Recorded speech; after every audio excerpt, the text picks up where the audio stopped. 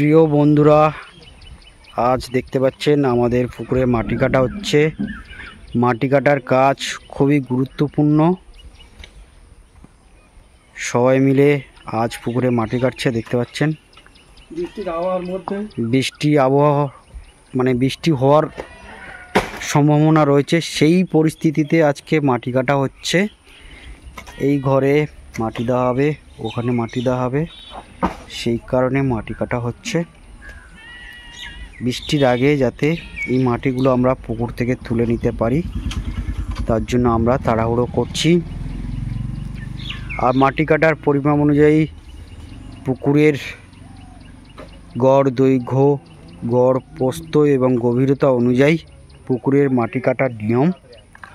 সেই অনুযায়ী কোদালিরা মাটি কাটছে। আপনারা দেখতে পাচ্ছেন নিচে মাটি কাটার কাজ চলছে। এদিকে অল্প জল ছিল, সেটি পাম্প চালিয়ে, টুলু পাম্প চালিয়ে জল তুলে দেওয়া হয়েছে, তারপরে এই মাটি কাটা হচ্ছে। পুকুরটি ছোট, খুব বেশি বড় নয়। এই পুকুর থেকে মাটি তুলে এই যে জায়গাটা খাওয়ারা রয়েছে, এই জায়গাটায় মাটি ফেলা হচ্ছে, মাটি পূরণ করা হবে।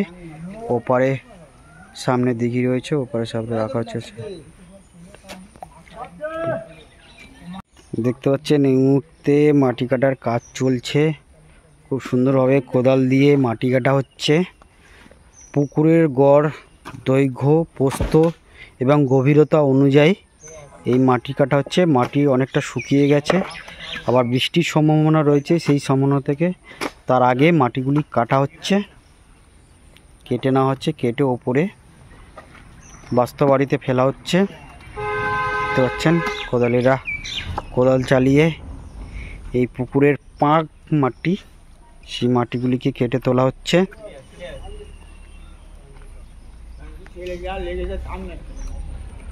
ওদিকে আমার যেটা বলছে বৃষ্টি আসবে,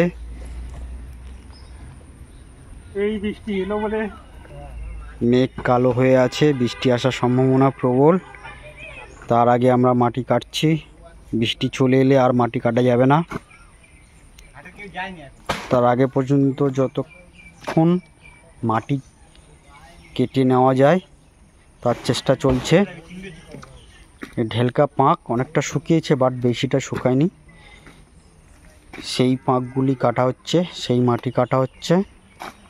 দেখতে পাচ্ছেন পুকুরের এই সাইজ, এটা অল্প জল আছে, টুলু পাম্প বসিয়ে জল তুলে নেওয়া হয়েছে। এই সাইডে মাটি কাটা হচ্ছে।